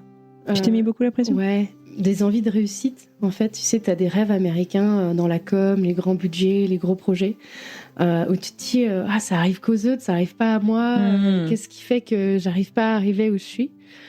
Et de me dire, mais attends, t'as construit tellement de choses autour, un rêve professionnel, mais ça n'a pas un but si haut, en fait. T'arrives à être heureuse aujourd'hui avec certaines choses, et il y a des choses que t'as réalisées que si t'avais fait cette carrière-là, que tu t'étais toujours planifiée dans ta tête, t'aurais peut-être pas aujourd'hui construit le reste autour, qui est ta famille, qui est une famille saine, une famille remplie d'amour. Et si j'avais donné toute ma vie à ma passion de la com et du marketing, avec des grandes carrières dans la pub et tout, et ben je pense que je me serais fait manger par ce milieu-là, et j'aurais pas pu créer tout ce que t'as fait à côté, tout ce que j'ai fait à côté, ou avoir été présente autant, même avec la distance, avec ma famille et mes amis en France. Il n'y a pas un jour où je passais pas 1 heure au téléphone avec mes grands-mères. Et ça, je pense que si j'avais eu une carrière un peu plus prenante que la mienne, qui était déjà très présente, je n'aurais pas pu créer ces liens-là qui aujourd'hui me remplissent d'amour. Ouais, tu crois au destin ? Je pense vraiment. Il y a des choses qui arrivent, qui sont vraiment... déjà... Comment cette rencontre sur une station radio fait que j'ai trouvé un emploi dans une entreprise qui sponsorise des visas, et moi ça fait 3 ans que j'essayais de partir. C'est là où tu te dis et puis tu rencontres quelqu'un Everything happens for a reason, comme ils disent ici. Un message sur une boîte aux lettres d'une Française qui avait envie de rencontrer quelqu'un qui venait d'arriver à Austin, et c'est une de mes collègues qui l'a vu et qui dit tiens, tu pourrais peut-être l'aider. Depuis on est toujours amis. C'est génial. C'est fou. Je me suis cassé les jambes pour une raison, je pense. Je pense que même si j'avais envie d'être coach sportif aux États-Unis, dans le milieu de la natation, dans les universités et tout ça, je pense que j'aurais pas eu la même vie aujourd'hui, j'aurais pas eu le même rapport à la vie. Et c'est chouette. Et bravo pour ce parcours super intéressant. Moi qui me rassure aussi sur un retour en France. Titre personnel. Ouais, c'est vrai. Mais non, un grand bravo. Il y a des challenges dans la vie et il faut les prendre, en fait, je pense, comme des expériences, et on se construit jour à jour avec chacune de ces expériences. Je me serais expatriée dans un autre pays à nouveau qui n'était pas la France. Je pense que j'aurais eu les mêmes challenges aussi, parce qu'il faut juste s'adapter où on va et arriver à trouver ce qui fait qu'on trouve notre bonheur, notre balance, la vie de tous les jours a un sens. Ça me fait penser à l'interview avec Louise Eklund qui a dû sortir il y a quelques semaines, un truc comme ça. C'est une journaliste franco-britannique, qui est récemment devenue française, mais qui est anglaise à la base. Et un truc qu'elle disait, c'était il faut donner sa chance à la France. Et je pense que c'est vrai avec n'importe quel pays. Mais c'est arriver, observer, rien imposer. Et prendre son temps, en fait. Et faire confiance à ce qui va se passer. Réapprendre à prendre son temps. Ouais. C'est vachement important. C'est très important, mais dans tous les milieux, même avec les gens. Après, je trouve qu'aux États-Unis, on est très doué à parler sans couper la parole. En France, un petit peu moins. Moi, j'ai trop de passion, je coupe les gens beaucoup trop. Je suis désolée par avance. Ah non, je trouve pas. Ah si. Ah, mais c'est dramatique. Et je trouve qu'en France, c'est très très dur. Le nombre de fois où je suis en train de parler en anglais à ma compagne et il y a quelqu'un qui me parle en français de l'autre côté et qui coupe la conversation. C'est clair. J'ai le cerveau qui explose. Je disais, il a dit quoi ? Et il pense quoi ? Oui, c'est ça.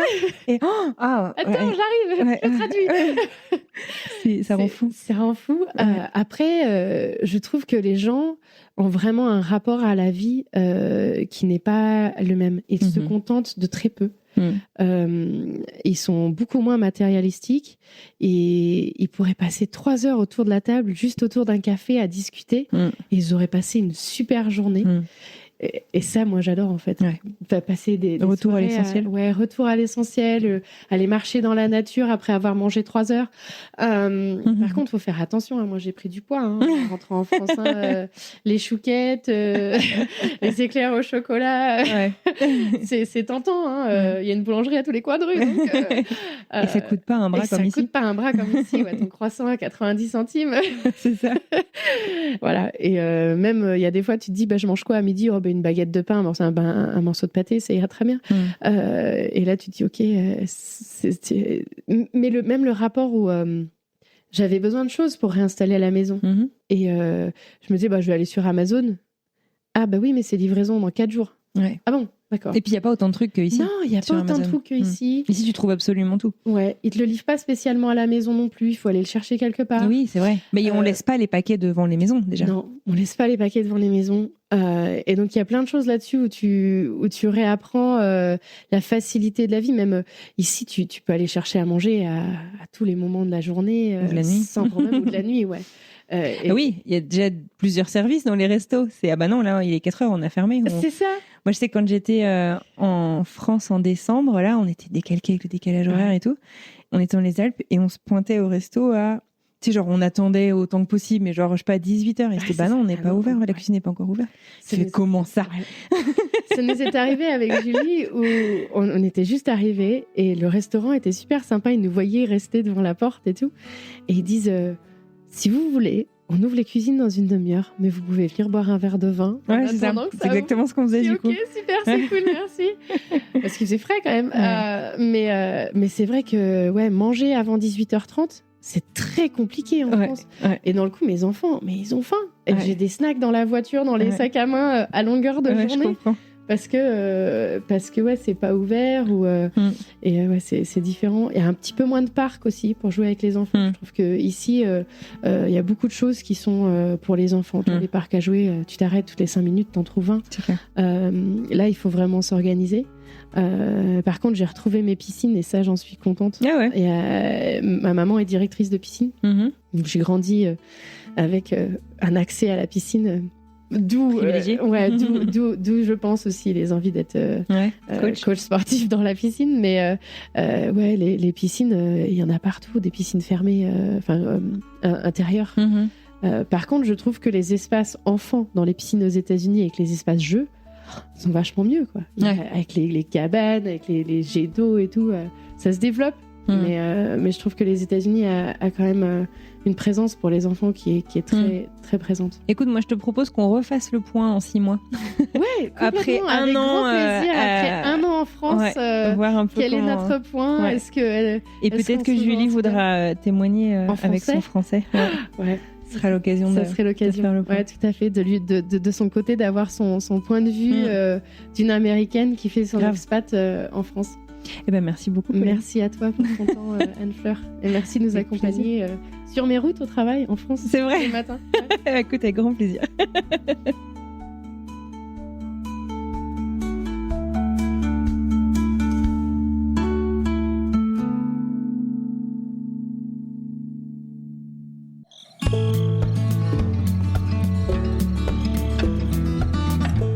Voilà, c'est terminé pour aujourd'hui. J'adresse un immense merci à Pauline d'avoir pris quelques heures pour venir me rencontrer lors de ses vacances au cœur du Colorado.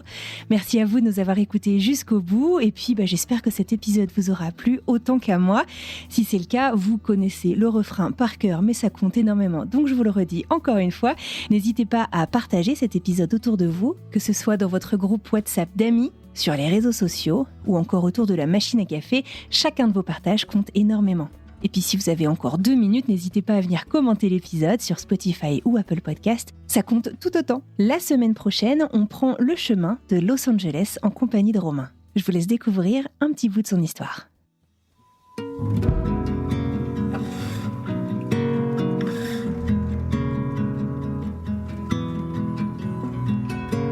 C'est vrai que quand on était à Paris, j'étais chez moi et je maîtrisais en fait la situation. Je lui montrais des trucs. C'était vraiment un plaisir de partager mon Paris avec elle, quoi. Et effectivement, arrivée là-bas, elle a un peu culpabilisé parce que elle s'est dit, je l'emmène dans un trou, quoi, perdu. Elle avait peur que tu t'épanouisses pas là-bas. Elle avait peur que je me barre, quoi, surtout. En fait, elle avait peur que je retourne en France et que je lui dise, mais qu'est-ce que tu fous là? Qu'est-ce qu'on fout là? Pourquoi tu m'as... Ouais, exactement. Moi, ça a été plutôt agréable dans le sens où c'est... en fait, le changement de décor m'a plu. Et après, je savais que c'était temporaire parce qu'elle y faisait ses études.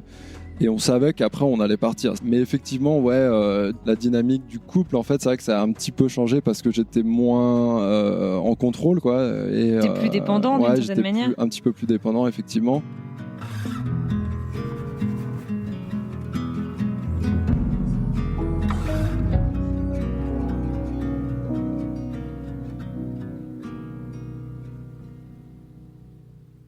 Voilà, c'est tout pour moi pour aujourd'hui. Je vous remercie infiniment d'être là chaque semaine. C'est un grand, grand privilège de faire ce podcast avec et pour vous. Alors merci d'être là tout simplement. Je vous souhaite donc une très belle fin de journée et je vous dis donc à mardi pour une nouvelle histoire. À bientôt.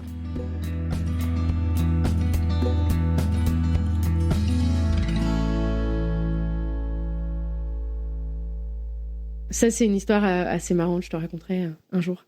La meuf, elle va nous laisser comme ça.